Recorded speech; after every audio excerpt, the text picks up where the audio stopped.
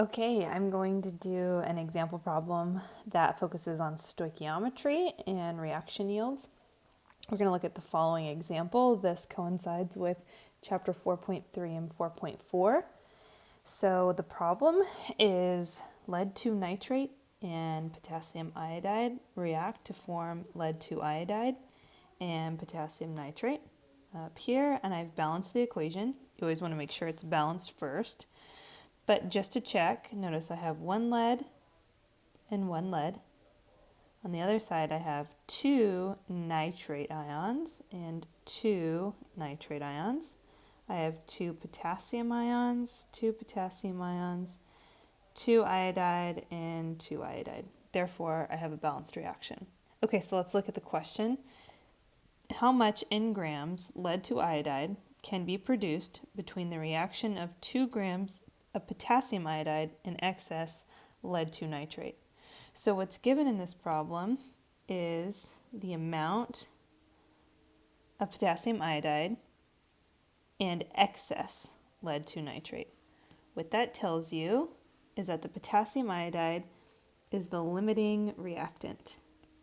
So we're going to label that.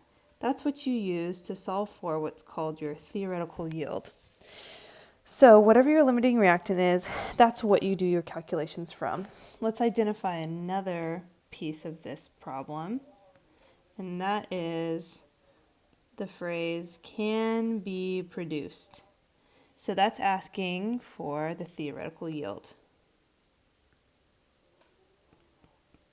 Theoretical yield. Theoretical yield is the calculated yield. If everything goes perfectly and the reaction goes to completion, that is the maximum amount of product that can be produced. Okay, and then below, I've just given you some helpful bits of information.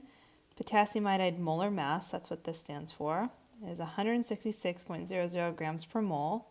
You would have calculated this from the periodic table, looking at 1 potassium and 1 iodide and adding them together, and you would get this number. The same method applies for lead 2 iodide. Here's the molar mass. So what I do to start this problem is I write down the measured amount given to me. So the measured amount of the limiting reactant is 2 grams of potassium iodide. So I write that out, 2 grams of potassium iodide. When I'm doing this, I need to multiply it by something because I don't want to stay in the unit of grams of potassium iodide. I want to eventually get to grams of lead 2 iodide. So what I do is I convert it into the unit of moles. How I do that is by using the molar mass of lead or of potassium iodide. So notice here, this 166.00 grams, okay, the number corresponds with the numerator grams per 1 mole. You can use that in any direction. You could use the grams on top and the moles on bottom, or you can flip it. And in this case, we're going to flip it.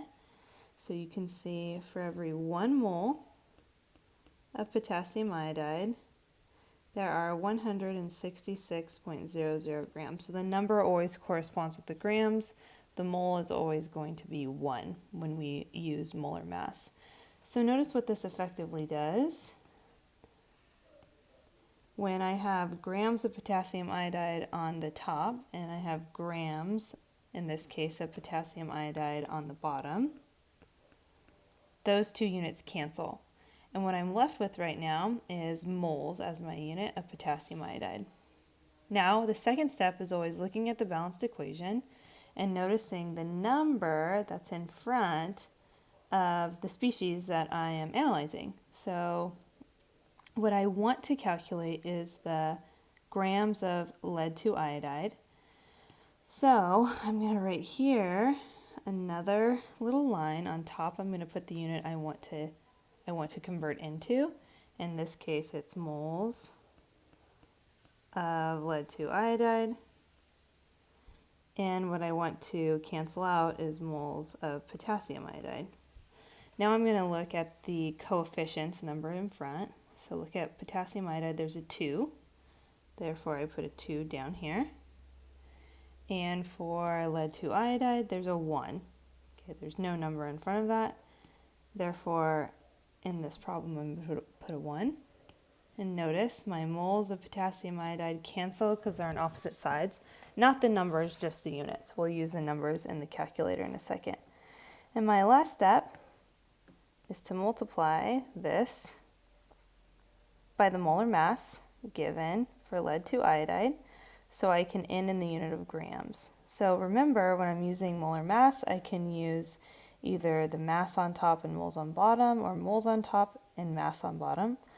Well, in this case, I want to convert into grams. So what the unit that you're converting into will always go on top.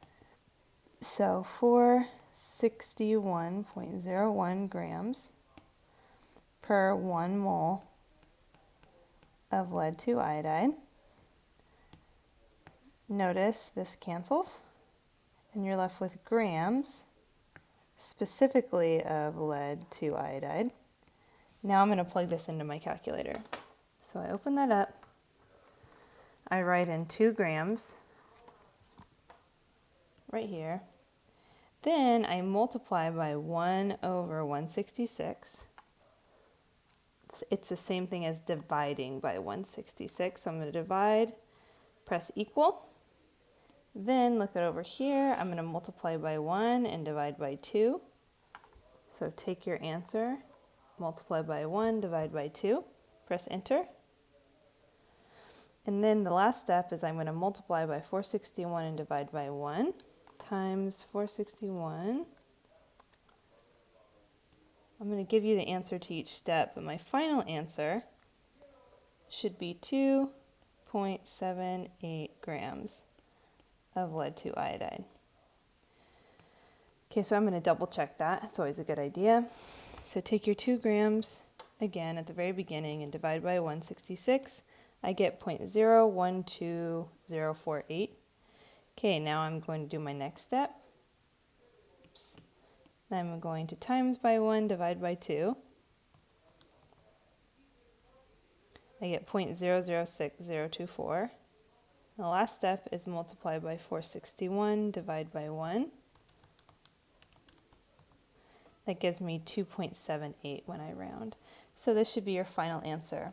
And these are the same steps that you're going to use for any type of stoichiometric problem in which you have to determine the yield of a reaction. If, however, you are given right here, instead of being given grams, you're given moles instead, then you don't even have to do the first step. You actually start here with writing your moles, and then you just have 2 more steps after that. So just know what unit you're converting into and what you want to cancel out, and that will tell you which direction to set up your units. I hope this is helpful. Let me know if you have questions.